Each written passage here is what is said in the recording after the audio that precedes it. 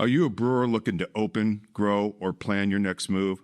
I'm Ted Zeller, liquor law attorney at Norris McLaughlin. I've spent my career working with breweries, helping them navigate the regulations that come with this industry at the municipal, county, state, and federal levels. From first permits to expansion into new markets, my team serves as legal counsel on licensing, compliance, and distribution. If you're ready to plan your next move or need legal guidance, I am here to help. Feel free to call me at 484-765-2220 or email me at tzeller@norris-law.com. She's like, fuck it, I'm going to apply. And I did. And like 20 minutes after submitting my application, the CEO calls me. Oh my gosh. Yeah. And was like, well, like, listen, here's what's happening. We're getting a lot of like people who work in beer marketing but don't understand journalism and have no journalism experience applying. And then we're getting a lot of like sports reporters who are like, I love beer, but they don't understand like the 3-tier system, what it means to work in a regulated industry. And that's not really right either. And I was like, my friend, you were waiting for me. Like, I am your unicorn.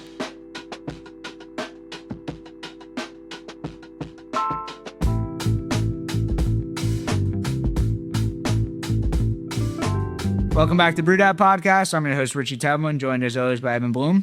Blum. Getting it started early. So we welcome Jess Infante from BrewBound, managing editor. Yeah, hello. So we're getting all the breaking news here. Hard-hitting news at BrewDat.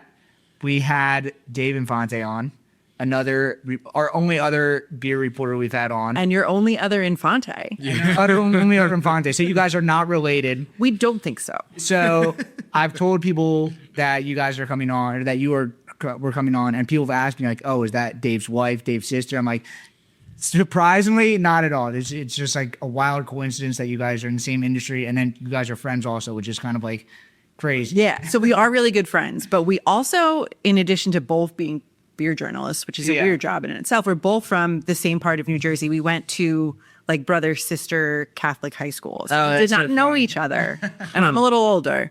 I feel like we probably are like 7th cousins somewhere, but neither of us wants to do 23andMe to figure it out. Yeah. But like back in his Thrillist days, he had done, Thrillist had him do a video about a bagel store, which happened to be the bagel store in my brother's neighborhood in Brooklyn, and the video would just play on loop. So he would be in there and be like, this guy, like, do we know him? And he like kind of looks like we could be cousins. Yeah. So that's funny. Yeah. When I finally met him, I was like, fam, guess who's my friend now? So that's funny. Yeah, just weird. So I guess we won't start your high school days, but you started at Syracuse. Mm-hmm. You went to journalism school there? I did. Cool. Was it Newhouse? Yes. That's awesome. We had another Syracuse grad on, what's his name? From Hendrix. Oh, Stephen Grass? Stephen Grass. Do you know Stephen Grass? I do not. He created Hendrix Gin and Sailor Jerry Rum. Oh, but our own Narragansett. What? In one meeting, he pitched Sailor Jerry and Narragansett and Hendrix Gin in one singular meeting. That's yeah, that's a lot. Right, but you don't know, he's like purposely, you don't really know who he is. No, he's like not Very in the mysterious. pantheon of orange people, but he should be. Yeah. That's nuts.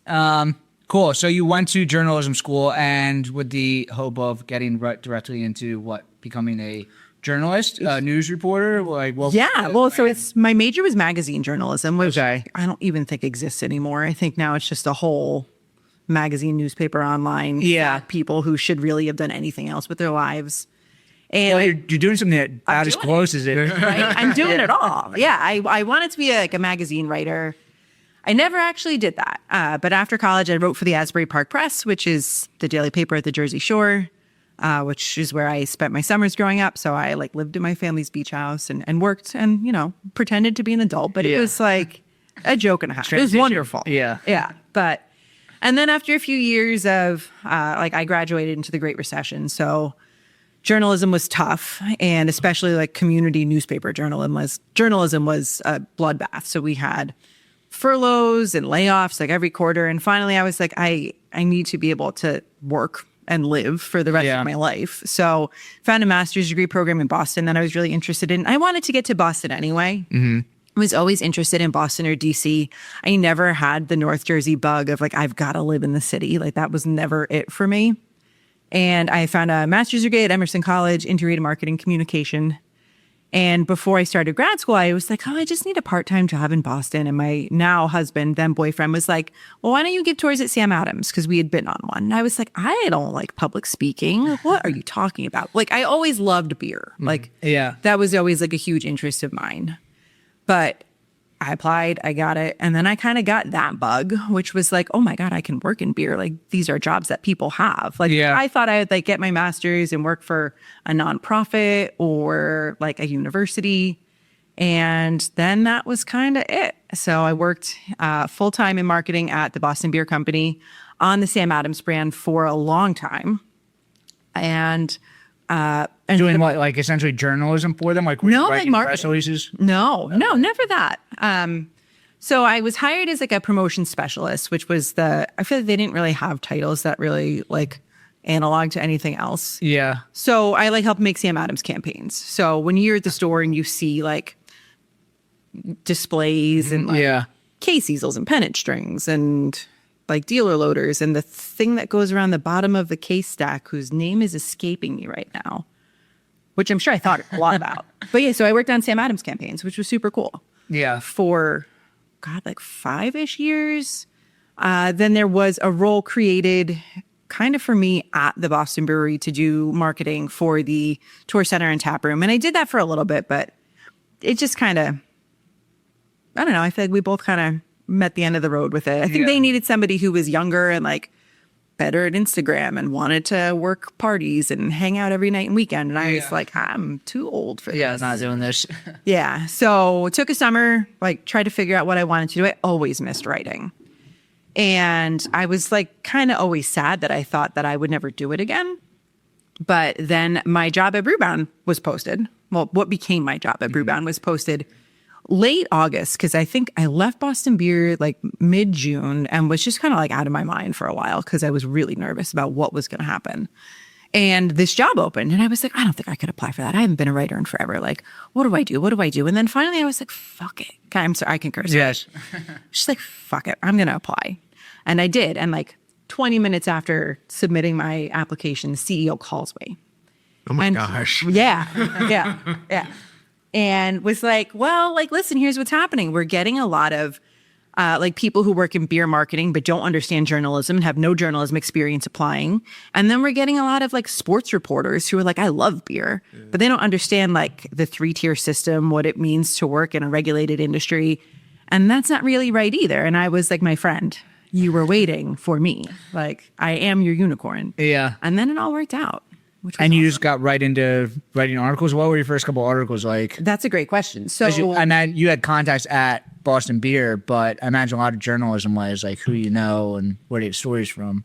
Yeah. Well, so understandably, the team at BrewBound was like, can you really do this? And I was like, I know I can do this. Like, I don't know how else to tell you, but I know I can. So they, well, why don't we do a trial week? And I didn't have anything else to going on. So I was like, sure. Like, and they paid me, but I came in every day.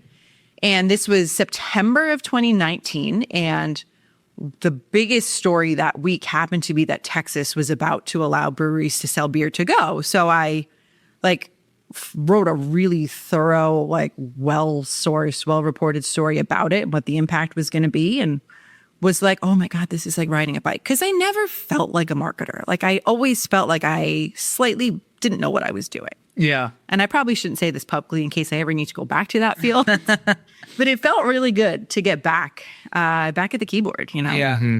So I wrote that story. Early stories in the beginning. Great question. I remember like during my interview, my editor and boss and friend, Justin Kendall, who I'm sure if you hear our podcast, you hear Justin. In my interview with him that day, I'm sure you guys will remember this, Night Shift had just announced they were going to open a brewery in Philly. Yeah, a massive one. Yeah. So he, like, just as like an exercise was like, well, what questions would you ask them? And I like rattled off a bunch. And he said, I hadn't even thought about half of those things. So that is kind of like what like the news story that I think of when I think of my beginning time. Obviously, he wrote that story. What happened? My first week of work, he flew out to GABF. I was secretly hoping they were going to like be like, okay, pack your bag and go. But that didn't happen. But while he was gone, there was a Constellation earnings call. And that was when they announced that they were going to be making Corona hard seltzer because it was a big question back then. Like, what will they do? How will they get into the hard seltzer space? Yeah. So there was that. And then immediately after you had coronavirus. Yeah. Yeah. And what What was that like for journalism? Because everything was changing. super stressful. Well, because I mean, imagine there was a lot to write about because everything was changing. Yeah. But was everyone just freaking out and there was like layoffs everywhere? So yes, there was a lot of that. Everybody was freaking out. Were you guys in the industry at the time? Yeah. Okay. So it was nuts. And it was state laws were changing by the minute. Yeah. Or I guess not laws, but like regulations and guidelines for how many people you could have. And eventually went into like, can you have a mask? Can you not? All of that stuff. But in the very early days, breweries were pretty quick to pivot to curbside, which I think was really good for a lot of them. Yeah. But a lot of people were doing layoffs and we were just trying to keep track of all of it. And we still have a free newswire. So you can submit your press releases to brewbound.com and we post them for free. There's also like a paid premium version. But back then it was like super like manual. Like we were just doing it ourselves, like copy pasting these press releases. And we were just trying to get everybody's news up because it was people then saying, oh, we're going to be doing curbside delivery. Oh, there's a GoFundMe for our staff. And it was like, or like, oh, we're turning our old beer into hand sanitizer. So we were just trying to get everybody's news up as much as I possible. forgot about the hand sanitizer. It's like the world's worst hand sanitizer. Terrible.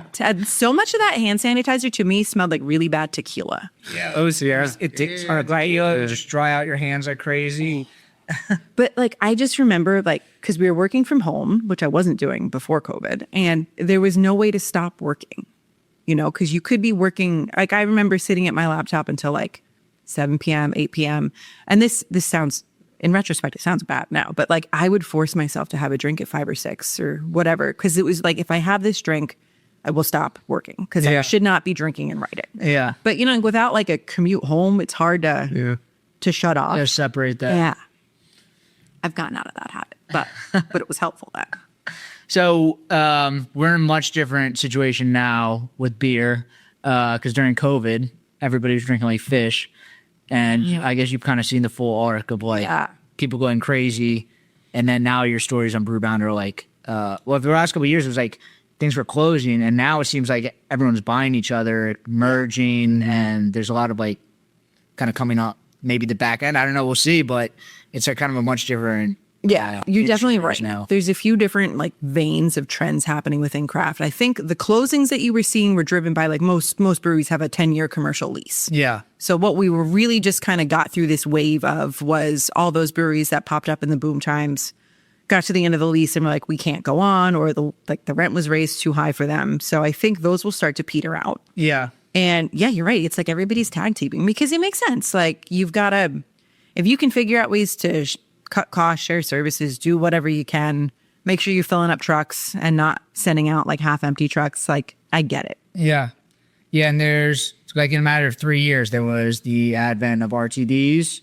There was weed legalized. There was gambling legalized and online dating, kind of like all these things together. But now, like I said, like people are buying, there's larger brands buying other brands, which we weren't seeing a couple of years ago.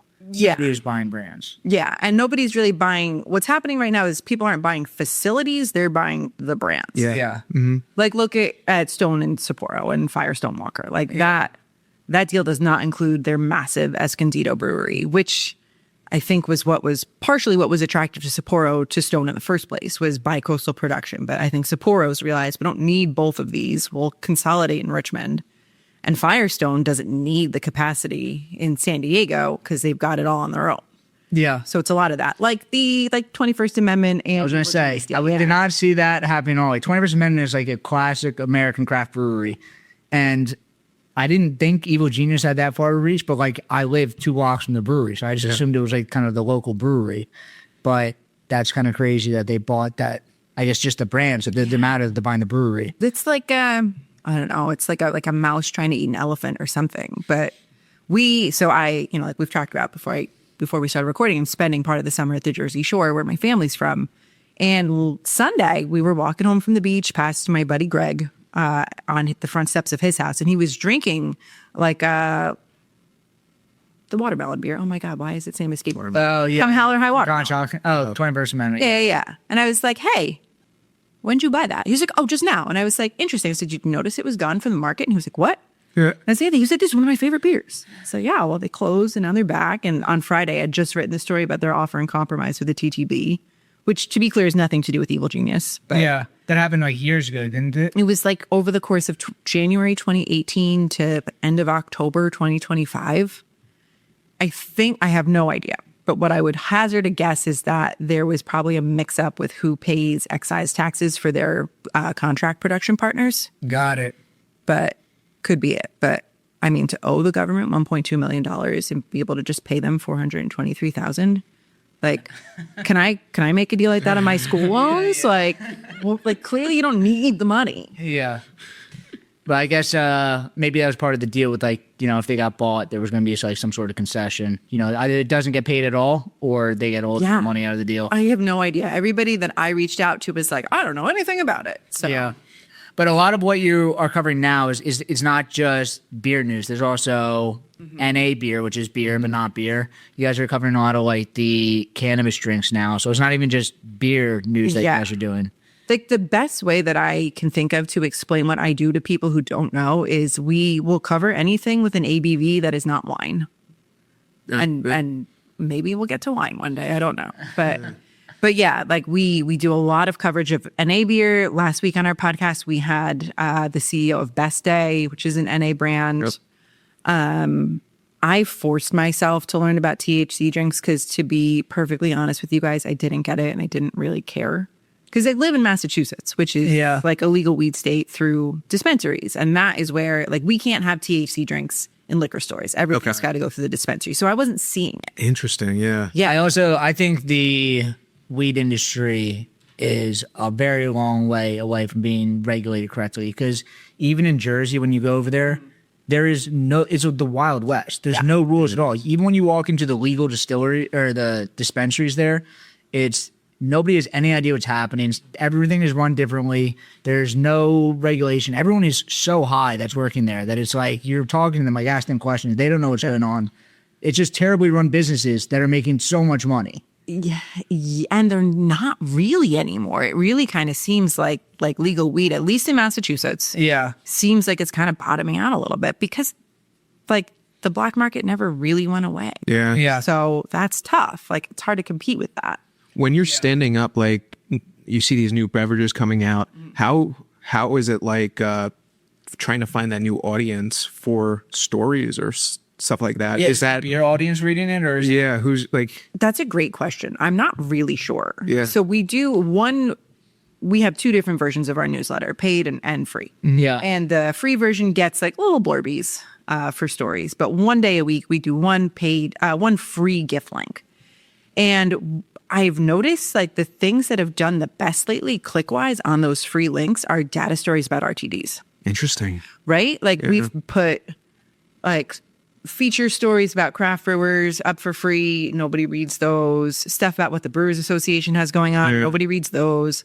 But like a couple weeks ago, we had something about how like the ascendant RTD brands were Surfside and Cutwater, and it went like bonkers. So interesting. I wonder, I would imagine it's got to be like the craft beverage people, most of the brewers, and just kind of trying to understand what is happening rather than like. Because that's also, for our listeners that don't know, BrewBound is definitely more of like a people that are in the industry are listening to it. Yeah, we're a trade publication, so it is business news. We used to not have a paywall, and I didn't realize how many like regular beer drinkers were reading it. And then when the paywall went up, they got very mad.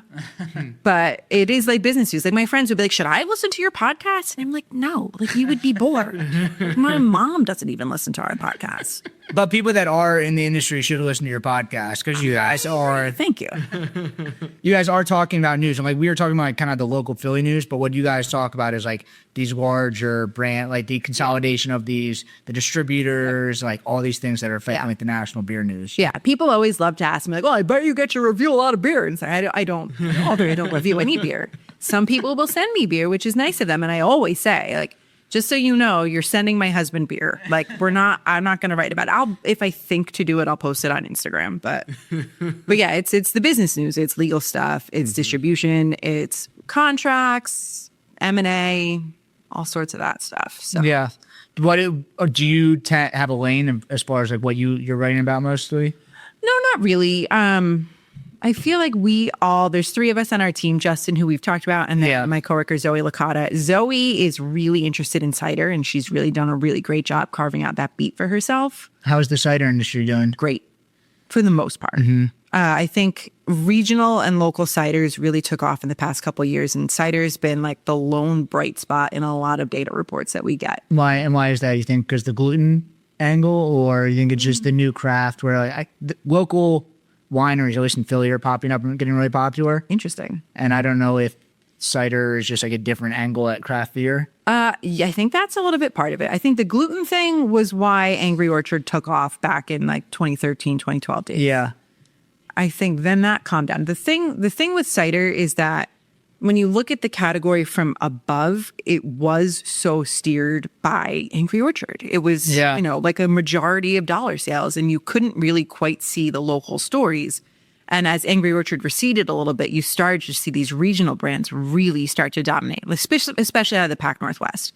Cider is mostly a West Coast story. Yeah. Well, even as the apples, all right. Yeah, like with like Two Towns and Schilling, Blake's Beverage a little bit too, but those guys are really starting to pop in like national scan data. But the Northeast is funny because our market is different. Like you guys can buy beer in grocery stores now, right? But it's very recent. Yeah. So in Mass you can, Jersey you can't. New York you can. It's different, but the way the data gets reported, it doesn't really tell the full story, particularly about the part of the country that we live in. So when you do see national reporting, you just kind of got to take it with a little bit of a grain of salt and know that it's actually like from a much wider swath of territory. Yeah, that's crazy. Angry Orchard just ran cider, and then for many years, Twisted Tea was the only tea brand. Yeah. And now teas are blowing up.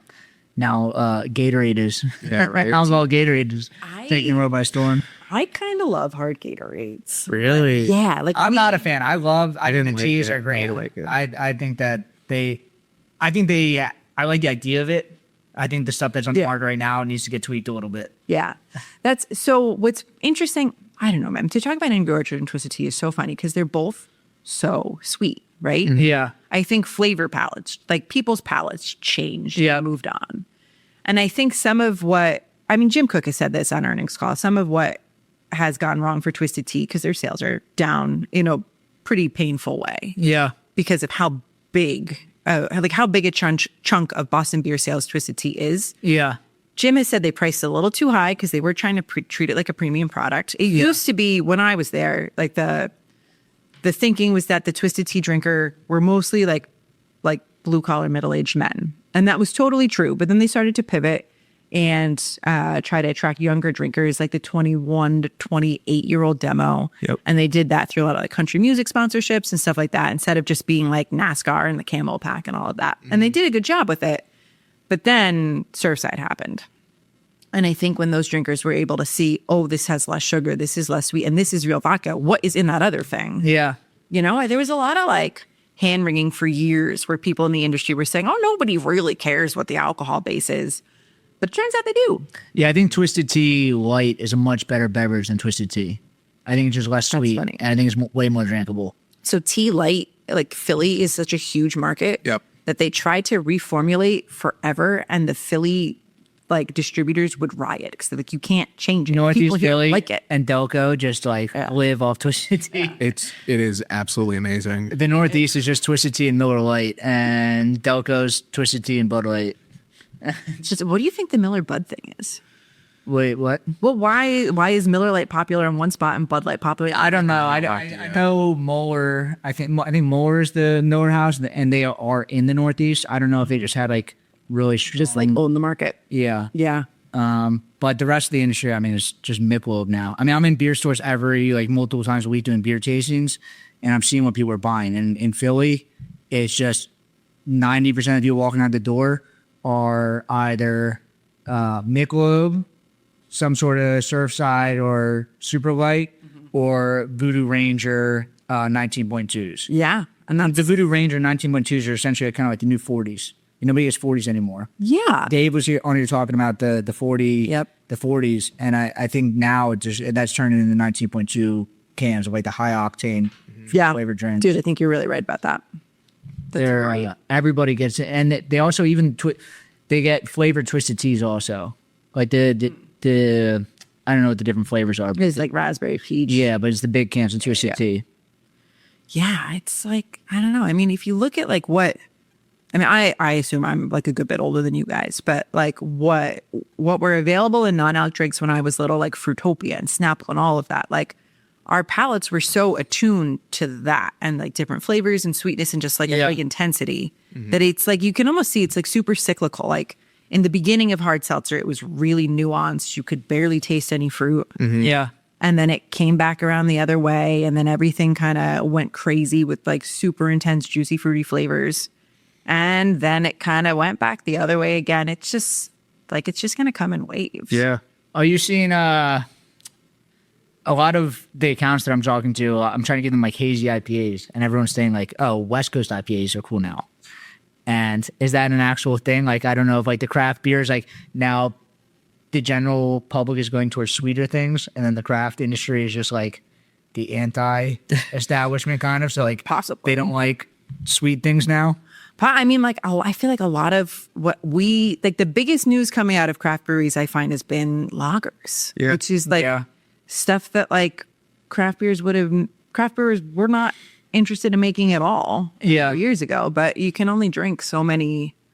That macros have like come storming back, and they have been making a huge effort to. I know you guys were doing a ton of reporting on the World Cup and how much beer they were selling, and trying to sell draft beer the last month and a half has been impossible. Really? Everybody is just loaded up. Everybody was like putting so much marketing and discounts on beer the last month. All the big brands were basically just like giving bars so much beer that I couldn't even sell beer to anybody. That's crazy. What do you hear back of when you bring in a hazy? Like, no, we only want West Coast. No, it's just people. I think hazy IPAs still drive the craft beer industry as far as like small craft goes. But there's one this is a West Coast that just came out this week, and there's some accounts that I have that are ordering like 3 times as much as they normally do because there's just less options for West Coast IPAs. Yeah, and they're saying that like the hardcore craft beer crowd is now getting back into West Coast IPAs. I could see that. I mean, it's definitely happening on the West Coast. It'll take a while to get here. Yeah, as everything does, like starts on the West Coast. Exactly, but it will happen. I think. Yeah. Hey, brewery or small business owner. At the Beer Accountant, they understand the unique financial challenges of the craft brewing industry. Are you tired of navigating complex brewery accounting and taxes on your own? Staying up late working on financials and getting your finances in order after a whole workday? They're a CPA dedicated to helping breweries like yours thrive, with services ranging from qualified bookkeeping, business tax prep, to strategic financial planning. Stop wasting time on spreadsheets and focus on what you do best: making great beer and running a small business. The Beer Accountant is led by Patrick McDonald, a CPA for 14 years. They are also the official CPA of the Brewers of PA, servicing over 50 breweries in 4 states. If you own a brewery or small business, stop overpaying for reactive support and start being proactive with the Beer Accountant. Don't brew that IPA without this CPA. Visit beeraccountant.com to learn how their specialized expertise can help your brewery grow, profit, and succeed. That's Beer Accountant at beeraccountant.com. Can you kind of, I know you guys were doing a lot of reporting for the macro brands. Do you think that they underperformed, overperformed for the World Cup? That's a good question. I mean, I think everybody performed as expected. Like Mick Ultra did crazy numbers, and that makes sense because they were the official beer tournament. AJ spent a shit ton of money on that. Yeah. Modelo seems to be getting on like steadier ground again, which I think is probably a good sign for craft because it's kind of an indicator of a lot of different things. Not craft, I'm sorry. That's a good sign for beer. Yeah. And what else? Miller Lite, Coors Light didn't really do much. What about, like, I know in this market, Surfside is obviously king. Yeah. But and the super lights are king. But I've heard elsewhere Spiked Aid is actually the king around the country, and the super lights kind of came in after the fact. I could see that. So last summer it was really here. It was Spiked Aid, and they were flying. So while I'm at the shore, I always like count like the banner planes. You say here, like as in Jersey? Yeah. Okay. So every summer I always make a point to like count planes, and we talk about it on the podcast, and it might be stupid, I don't know, but we do it. And Spike Jade was advertising. And I want to say we also saw a plane for vodka. There was no Super Light. But we talked about it on our podcast. We were all the three of us were like, who's going to drink this? What is this for? Yeah. Maybe that was mostly me. But then our marketing department clipped it for Instagram and then fucking tagged them. So then we see the Spike Jade guys at the National Beer Wholesalers Association conference in Vegas in the fall. And they're like, hey, we know you. And they sampled us. And I was like, oh shit, this is really good. And I'm sorry. But they specifically only launched New Jersey last year, concentrating on the shore. Oh, interesting. I guess it's known to be a really tough RTD market. So they figured if we can prove it here. I actually just talked to a sales rep for the distributor because they were not selling in PA and they just started or are about to. And the sales rep basically said that they were not counting on stateside putting one out. And then they did, and it exploded, and now they're playing catch up to get back into the Philly market. Yeah, I assume they'll have a tough road in Philly. Yeah. But they're expanding like pretty like fast and furious right now. I want to say they're in. Like, And who is that? Is that owned by AB or is it just an independent brand? independent brand. Just so interesting. Every like the cycle of the drink that happens to just take off. No one would have thought like 2 years ago. Right. You're going. It's like Spike. Yeah, we ask everybody, like, what do you think is happening? Yeah. Nobody said Gatorade. No, never. I talked to the founder in Vegas at the MBWA, and he was like, well, I noticed my like 21-year-old daughter, she and her friends were spiking Gatorade. Like they were mixing vodka with Gatorade as their pregame because they thought it made them not feel so hungover. And then, because we've seen this, right? Like New Belgium made Light Strike. Yeah, Light Strike in the Gatorade bottles. Right. Which I thought they would change, but I guess they're sticking to it. I actually have not tried that. Some of these like things came out while I was pregnant, so I have kind of missed them. Yeah. So there's Light Strike. There's been a few other things like hard coconut water. Mm-hmm. Like all of that was, I think, just the steps that led up to this moment where we're just drinking hard sports drinks. Yeah. But I see a shit ton of Super Light at the shore. Last summer, it was a decent amount of Spiked Aid. And in like, I had, my brothers are younger than me, so I like talked to their friends. Like, what are you drinking? And we had like a little Christmas gathering, and one of their friends was drinking Spiked Aid and say, I think this is going to be the new Surfside. That's great. Wow. But then Surfside made their own. Yeah. Yeah. Wow. Yeah, I had never even heard about it till Super Light came on, and now apparently it's everywhere. What is the NBWA? The National Beer Wholesalers Association. How is that comparatively to the CBC? That's a great question. Super different. Okay. So the National Beer Wholesalers Association, so the Brewers Association puts on CBC, right? Yeah. They're the trade group that represents craft brewers in Washington. Does a lot of things, but primarily they exist to elevate the voices of craft brewers to lawmakers. Mm-hmm. Yeah. So the NBWA is the same thing, but for wholesalers. Mm-hmm. And we go every year. It's a big event for us, a lot of work. The audience is, well, I'm going to put this politely. When I started in beer at the Boston Beer Company, it was very 50-50 men, women, right? And I just thought, oh, yes, this must be normal now because we are in the 21st century. MBWA is a whole bunch of men. And they're... Why is that? I mean, I think, so my wholesaler is Penn. Penn has a ton of female employees. Yeah, so who goes to the conference is owners, owners, presidents, GMs. Okay. And these are like generationally wealthy family businesses. Yeah. So it's very much like, if I didn't have a husband, perhaps I'd be searching for one. No, I'm just kidding. But yeah, it moves every other year is in Vegas. So the CBC is like all levels of production members go there and just get wasted for 3 days, whether you're doing productive things or not. And this is not like that. It's mostly just people doing productive things for 3 days. No. There's a shit ton of parties. Right. Yeah. So MBWA basically, like all of the brewers and, suppliers will throw big parties and host their wholesalers. And it's a way to make sure they get to try your product and make sure you stay top of mind with them. Yeah. It's a good time to release a new product for sampling. Yeah. There are some seminars in the morning, like CBC style. But did you guys go to CBC stuff? We were doing interviews during the day. Okay. Or we did all the CBC events after. Okay, cool. So we did a lot of events, but then we did interviews. So there's a lot of that, but with extremely large budgets. Okay. Yeah. So the past appetizers are pretty good. Got it. And during the day, there are a couple seminars in the morning, but mostly it's everybody in a big ballroom with high level production, stage content. Like Troy Aikman has spoken at it. Wow. Who else do they get to speak? I have seen like Kellyanne Conway speak at their legislative conference, which is different from their regular conference. But it's like the meeting of the wholesalers, and it's like their pep rally. And it's good for us to attend because when you know what they're thinking about, it's very helpful. You get to kind of see in the future. Yeah. So there's always kind of a boogeyman because you got to have a common enemy to rally around. A few years ago, it was Blue Cloud Distribution, which was that distributor that Pepsi tried to set up. Blue Cloud Distribution, what's that? Is that like an independent? Yeah. So third party? Pepsi tried to set up a network of beer distributors. And the lead product they were going with was Hard Mountain Dew. And the wholesaler community like rioted. Like everybody was incensed. And anybody who carried Boston beer but was told you're not getting Hard Mountain Dew just got like really pissed. Because that's usually what happens. Like if you have a standing relationship with a brewery, you can expect that any of their new products will come to you. But to be told, hey, you're not getting Hard Mountain Dew, it was a mess. Like, so that was one thing.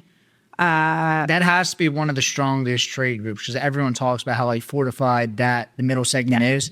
And, you know, they're not giving up what they have. They are one of the most powerful lobbies in the country, not just in beer. Yeah. And it's interesting because sometimes it can feel like they are very almost aggrieved. Like they get really, one of their huge sticking points is they will never want to allow the U.S. Postal Service to carry alcoholic beverages. And when you hear it, you're like, well, like that's silly because there's a lot of like craft brewers in rural areas that aren't serviced by UPS and DHL and FedEx. Like they want to be able to ship direct to consumers. And it's usually like 750 milliliter bottles that wholesalers don't want. Yeah. It's like, why don't you guys just give them this one thing? And I asked that in a media session once at this conference. And they were like, well, like, Jess, if we did that, that would like kind of chip at like the whole legality of the 3-tier system. And I was like, I guess, but they are super powerful. And if they don't like not something, 1 inch. Generally, not 1 inch, exactly. But I like going to that conference. It's good to see. Well, who's the boogeyman this year? That's a great question. I'm not really sure. Because I imagine they're always fighting self-distribution. Is that just not even in their radar because it's so small? No. Like there's brands like Surfside that are doing it PA, but Are they self-distributing here? pretty sure. Oh my God, that's a lot because they're just moving so much volume. That's what They're a when machine. you're not moving that much volume, like self-distro can be really good. It's a good way for you to learn the market. It's a good way for you to learn a lot of stuff. Like when you're new and you can in your state, that's great. Like I don't really know that they come out against self-distro because I know that they don't really have a leg to stand on sometimes. Yeah. Especially like Vermont finally made self-distro a little bit easier a couple months ago because Vermont was just down to 2, like 1 Bud House, 1 Molson Coors house. Wow. So they don't really say much about that. There's been a lot of the THC thing has been interesting because the distributors want it. And they say, like, if anyone's going to be allowed to distribute this, it should be us. And the brewers are, at least the brewers of Pennsylvania are like, we don't have a comment because when there is a decision made, we will fight like hell to get it. But we don't want to then promote this Right. in the meantime. Right. Like the BA has been like very carefully threading that needle because they have to know that a lot of their members are making these drinks. And like that's what's keeping the lights on for a lot of them. Yeah. But Bart will always say like they just want like THC drinks to be regulated the same way as alcohol, to have a fair playing field, and that I get. Yeah. A big issue of the past couple of years has been tax equivalents for RTDs. So in like Pennsylvania recently allowed spirits-based RTDs to be able to be sold in grocery stores. And that, it's funny, like that kind of makes like, kind of splits along like the lines of the major beer trade groups. So there's the BA, the MBWA, who we've talked about, and then the Beer Institute, which is like the trade group for larger brewers. And they generally like act at the behest of their members, and their members are, you can imagine who they are. Yeah. So these guys, like, I don't really know how much they care about spirits-based RTDs getting tax equivalents and equal market access because they all make them. Mm-hmm. So once, if a state opens up that previously had blocked out those drinks, like AB can easily be like, okay, great, here you can carry Cutwater. Here's Beatbox, like here's Neutral. I know Boston Beer, Jim Cook was making a lot of noise about this a few years ago and was saying we really shouldn't let this happen. What is, I don't know what the tax is for. So federal excise taxes are much higher for anything with a liquor base, anything that's a distilled spirit. So they're fighting to lower that so they can make more money. Yeah, because you could see the argument being like, well, this High Noon is 4.5% ABV, just like a beer. Why are we paying a higher tax? Yeah. So there's that argument. It's really nuanced and really complicated, and there's a lot of layers to it. But you got to figure out who wants what and who gets what, because craft brewers are making all of this. So if you make it easier for them to like lose less money on stuff, like they'll be happy. But also if you open the door for all of these drinks, it's so complicated. Like they're making a little bit of money, but then if you block it, they might be helped. They might lose that revenue, but then they would have like a larger market that they're selling to. Like think about a bodega that can only sell beer and wine. Yeah. What happens when spirits can come in? Like what gets shut out? Craft beer goes right in the back. Yeah, exactly. So it's tough. You know? Like it might feel good on your balance sheet this year, but next year you could be like, holy fuck, what happened? Yeah. Yeah, I think that's what happened with sports gambling. Sports gambling definitely helped drinking in the beginning because people are way more involved in sports. They're going to sports bars more to gamble on sports. And now I think it's just sucking so much disposable income out of the people that are spending money on alcohol. Yep. That now it's really starting to affect everybody. And a few years ago, analysts were saying that it was not, like this is not taking dollar share away from alcohol. I don't see how it can't. Yeah. Literally the only thing it does is take money away. Right. It's just going to stay inside, really. Like, yeah. I'm super curious. Like, where do you pull, like, maybe this is information that we don't know, but like, where do you get your data and like, how do you kind of like come to your decisions, whether what to report on, or just like, is it earnings calls? Is it stuff like that? Just really just great questions. Yeah, all of that. So there's two major data providers that cover alcohol. There's Circana and there's NIQ. And they have different data sets. Like NIQ includes a lot more independent liquor stores. They have Whole Foods. I think they have Costco. And how are they getting those, like UPC scans or? Yeah, yeah. So scan data from everywhere. Mm-hmm. So they both send out reports weekly, monthly basis. They both have like experts that we are in like pretty much constant communication with. Yeah. So that's kind of where we get what's going on. They send us spreadsheets. NIQ won't let us print whole dollar amounts. We can just say, oh, up this percent, down that percent. Circana doesn't really care. They just kind of send the whole sheet out, which I find like a lot easier to work with. But you have to like know that Circana doesn't include quite as many retailers as NIQ. And as a retailer, do you have to decide who you sell your data to, or like why are they? That's a maybe. Why do they not have both have? That's a great question. I have no idea. I probably should. So yeah, we get a lot of information that way. Yeah. And then we do cover earnings calls. Earnings calls they're funny because like they don't always say a whole lot, but sometimes they will. If an analyst asks a great question, like you can hear CEOs get tripped up. But like really like where you find like the juiciest stuff will be in like the filings that they make to the SEC. That's where you can see how much Constellation sold Ballast Point for. Like that's where all that stuff gets hidden because they don't break it all out. What's going on with Ballast Point? Oh my God, what a fucking shit show. So, did you read the story today? I saw that they're like shuttering tap rooms and they are getting sued for fraud or something. Oh my God. So, Justin wrote it. I didn't write it. I'm going to do it as high level as possible so I don't say anything wrong. But basically, so Ballast Point, how should we get in the time machine? Sure, Okay. sure. So Ballast Point, super popular craft brand out of San Diego, like near cult status, sold to Constellation Brands, which is a wine and spirits company that became an importer of Mexican beer. Constellation bought them for $1 billion in 2015. In 2019, they sold them for, I want to say somewhere in the neighborhood of 42 million. It's 42 or 64. It's one of those numbers. It is way less than $1 billion. Constellation realized they just couldn't really do it. And they sold Ballast Point off to this tiny brewery out of Chicago called Kings and Convicts. And then last summer, Kings and Convicts is kind of phased out. I think the Kings and Convicts owners holding company holds 10% now of Ballast Point. They brought on a San Diego-based hospitality group almost a year ago. I wrote that story, and it really looked like what they were trying to do was basically like add like Ballast Point tap rooms to their roster of places to host weddings, which was like, God, what a That sounds like a terrible idea, right? The bottom of the barrel. Right? The photos look beautiful. And would I get married at a brewery? No, but some people might, and a lot of people do. I just don't want to get married at work. Yeah. So a guy who also came in with this change of ownership has allegedly, basically, been treating Ballast Point like I can't even say a piggy bank. He's like using the company as collateral to get loans, and he's gotten millions of dollars in loans using the company, and maybe has made documents seem as though he like was the sole decision maker, so banks weren't questioning it when he's not. So Ballast Point is suing Personal loans or loans for Like- Ballast Point? I think loans for Ballast Point that they allege he's using for personal purposes. So, like, you can't do that. No. Like, oh my God. It's frowned upon. Highly found.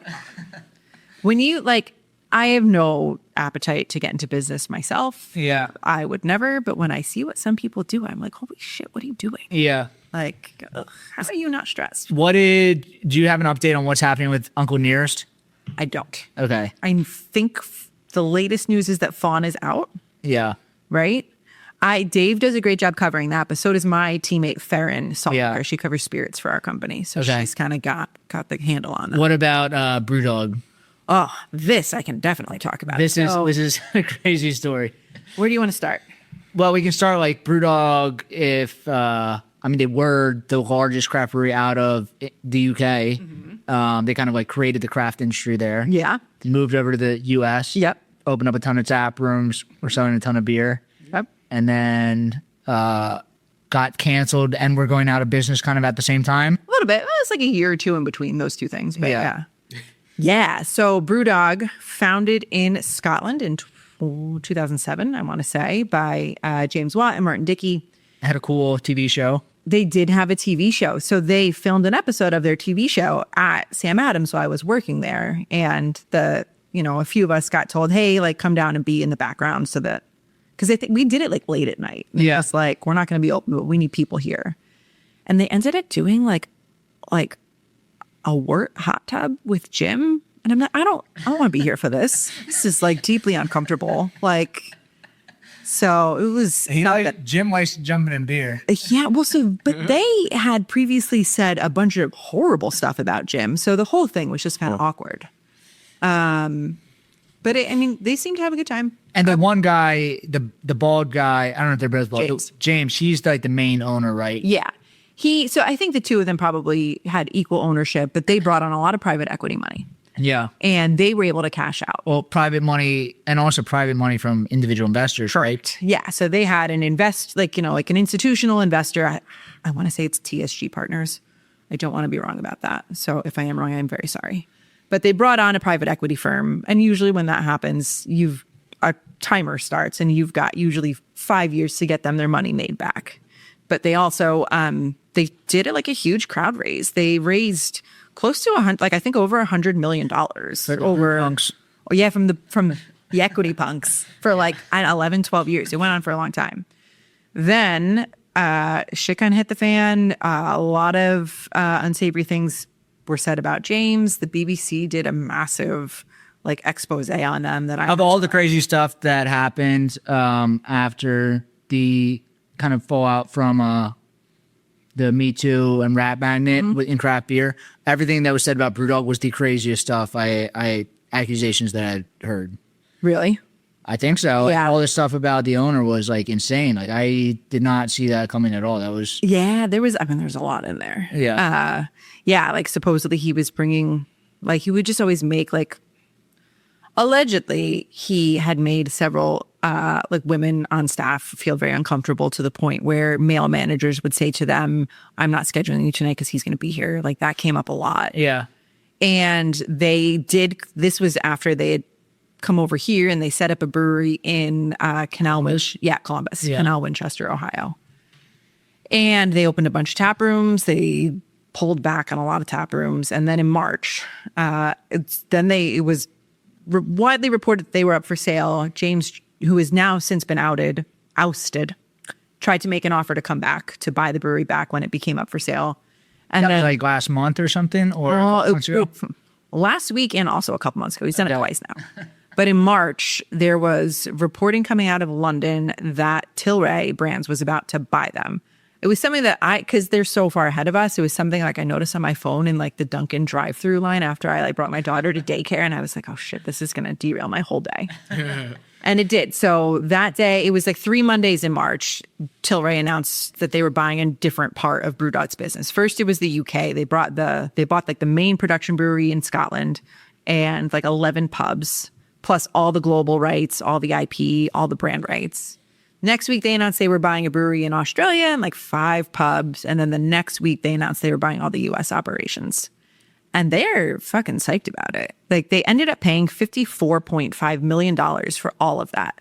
BrewDog at one point was valued at, and I know this is never precise. Yeah. They were valued at like close to £2 billion or dollars. Yeah, I think James walked away with like $100 million. He had some ungodly amount of money. Yeah. And that's why he was able to like kind of walk away and then buy it back. Right. Or But this is try why- to, but if I ever came into that much money, he would never hear from me again. Like I would be gone. Like, buddy, give it up. yeah. So apparently his last offer the first time around was for 30 million pounds, which is less than what Tilray paid. Yeah. And he was willing to put up like 10 million of his own pounds. I'm not really sure what he offered last week. Tilray never even answered me. And also, like, part of that was then he was like actually going to give ownership to the equity pumps. Yes. That was like these people like got screwed over. They swore him off. And then now he was like, I'm going to give them like, you know. Yeah, he says they're all getting their equivalent shares back. Like, okay, guys, like if you believe this, like I got several bridges for you. Like, so we'll see. But yeah, that's been a wild one. And Tilray is psyched about having BrewDog. So good luck to Very them. interesting, I yeah. suppose. Yeah. I talked to their CEO right after it happened. And he told me they were really going to focus on like 4 Midwest states. But now they've been doing all sorts of wild stuff about it, like a residency in the Hamptons. And like they're bringing some of Tilray's brands over to the UK. And I don't know. Tilray's been an interesting one. It's crazy when these bigger companies have so much money, they're willing to spend like millions of dollars just because, you know, as much as they got dragged through the mud, a lot of even our listeners were unaware of what was happening with BrewDog. And but they know what BrewDog is. So as long as you get that IP, Right. you're able to squeeze some sort of money off of it, spin it away, and then Yeah. I would love to know what people who live in the Midwest think of BrewDog. Like, do you think this is a local brand to you, or do you think it's Scottish? Like, yeah. because I mean, what really is a local brand? I used to have a lot of friends that worked for their production site in Ohio. Yeah. I think most of them have moved on since then, but Because Yeah, Tilray wants to keep that going. oh really? Yeah. So they've got a deal to brew Carlsberg in the U.S. starting in January. So they see that as being a good production hub for that. Makes sense. Are you seeing more imports coming over in the U.S.? We've seen a lot of breweries or a lot of brands that were imported get made here. So Peroni is made here now. Stella Artois is made here. Is Stella Artois the number 2 beer in the U.S. right now? No. No? No. If you go by dollars, Because they were doing a huge World Cup push, right? yeah. But no, it's like Modelo, Michelob.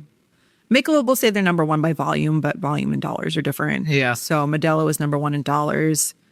The top 3 in Circana every week are Modelo, the Bud family. I don't know if Circana includes like Budweiser, Bud Light, like all of everything that starts with a Bud. Maybe they do, and that's why it's so big. Yeah. And the Michelob. Got it. Yeah. You were saying earlier that some new Gen Z data came out as well, and I'm super curious to like pick your brain on that because I've been hearing it at least locally from a few brewers that they've seen Gen Z at least show up in the tap room right now. Yeah. So that's really cool. Yeah. So IWSR, which is another big like data reporting firm, they don't really do sales data, but they do a lot of like consumer research. They said that it's not Gen Z not drinking. It's mostly boomers who are drinking less. I think what happened with amazing. my hunch on Gen Z is that the kids who were in college during like the peak COVID times just didn't really learn how to socialize. And That was me. yeah. Yeah. I can't imagine what that was like. When did you graduate? 2020. Oh my God. So you probably turned 21 like in quarantine and like you just didn't know what to do. So yeah, as they get older and they get a little bit more established and they have more money, like now they're starting to, their behavior is more similar to prior generations.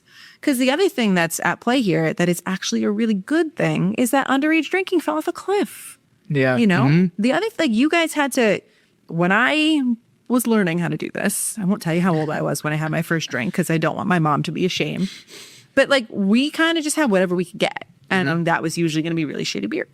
So when Also, weed is so much cheaper, and they have the e-weed pens now. It's like it's basically impossible to get caught smoking weed as a teenager now. Oh, yeah. So you get a drug test. right?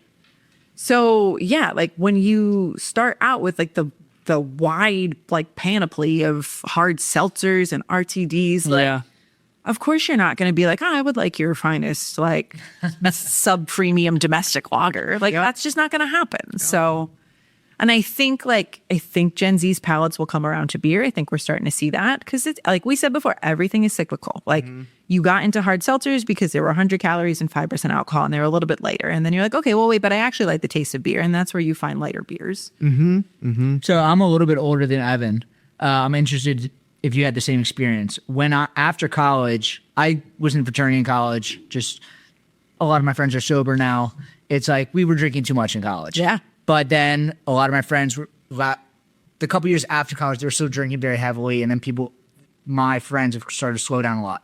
A lot of my friends that are still going out and partying all the time are doctors and people that played sports in college. Like they were not drinking in college. So maybe Gen Z was not drinking in college and they just still have this like prime drinking after college that they can still, I think that's a great theory. they're like their liver can still handle it. Right. Like, yeah. Like they're not over it yet. Yeah. You know, or maybe they never like got a taste of it. Yeah, like the kids I know that still party now that are my age, or they played sports in college, or they were like on some advanced program. Now they have money to keep drinking like that. But Yeah, like I mean, I drink so much less now, but a lot of that is I have a 3-year-old, and like she doesn't care at 5:30 in the morning what I did last night. yeah, So it's tough. Like that's like I know that's like a driving like a reason to believe for a lot of NA brewers is like this is for parents.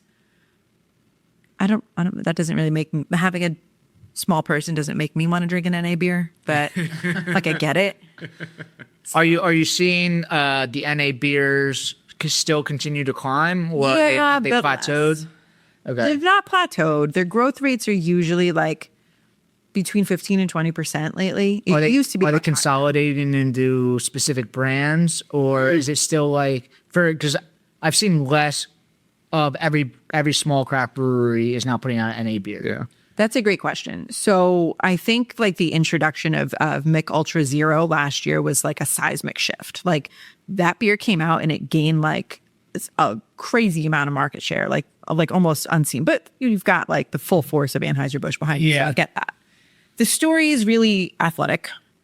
Mick Ultra Zero and like Heineken 0.0 because that was kind of, I feel like that was like the thing that started this current era almost. Like it was just like O'Doul's and whatever. And then Heineken made a big push into their 0.0. And athletic is really like the biggest thing going. And I think it's going to be really hard for anyone to catch up, but Are they still growing? Athletic? they are still growing for sure. I think it's going to be hard for them to keep gaining share because they do have a few competitors behind them. But what I keep seeing in the data is that Athletic has been discounting. So like their volume and their dollars are a little out of whack because their volume will grow at a faster rate than their dollars. And then you look at the case price and it'll be like down 2% year over year. So I don't know how long you can keep that up. There are a few like craft brands that are, there's craft brewers that have started their own lines that have found some traction. Like Sierra Nevada's done a really nice job. Yeah. So has Deschutes. Yeah. Sam Adams launched one and those liquids were really good, but I'm not really sure what is up with them in the market. Yeah. And then you've got brands like Best Day. That stays really strong in Philly. Really? Yeah. Their beers are good. Partake, Rationale. Yeah. So the thing is that like NA beer is hard to make and it's expensive. Yep. This is just a side thought. Peroni Just the regular Peroni looks like an NA brand. Right? Whenever people walk up with it, is that Peroni Zero or is that Peroni? Their packaging looks like an NA brand. Yes, it totally does. That's why There's the blue ribbon on it. That's what all the other NA brands, they have like a little blue stripe and then 0.0. Yeah. And that's what their natural. You're so right about that. Yeah, there's I don't know, there's Peronis in my mom's fridge right now. And my like husband had taken one out and was like, I don't even know if this is NA or regular. Like, We sent Sam Matiola out to grab beer for us one time, and he came back with athletic beer because he thought it was out death. yeah. Yeah, I mean NA, like I get on this platform a lot, but NA beer, like, don't drink it if it's not pasteurized. Like, Definitely. particularly for pregnant women. Like, if I'm not eating bagged lettuce because it might have listeria, I'm not getting listeria from an NA craft beer. Yeah, that was my. So we have like this kind of running joke here that like I'm anti-NA beer because I think that alcohol brands are just, like we said before, like you're gaining a little bit of revenue by selling NA beers, but like you're convincing people that alcohol is bad. Yeah. But then also like the pasteurization and the danger of it. It's like we do not want the FDA to get involved in alcohol. That is going to be an issue. Totally. Cool. All right. Do you have anything else? No, this has been some of my favorite episodes are where I am just highly educated throughout the whole session. Yeah, that was fun. Okay, good and Yeah. bad. This was fun. Thank you for coming on. We finally got to work out with you. You in Jersey, so this was great. Yeah. Thanks for having me. Cool. And then where can we find? I know you guys have the podcast and BrewBound itself, right? Yeah, so brewbound.com, the BrewBound podcast. Like I said, we have a free newsletter, a paid newsletter. Would love for you to join our insider community, but I know not everybody has that in their budget. And you can find me on LinkedIn. And I also do very limited posting at BrewBound Jess on Instagram. Awesome. Well, thank you for coming on. And then you can follow us at BrewDat, at the BrewDat podcast. And we'll see you guys next week. Yep, 5 stars, please. Thank you. Bye.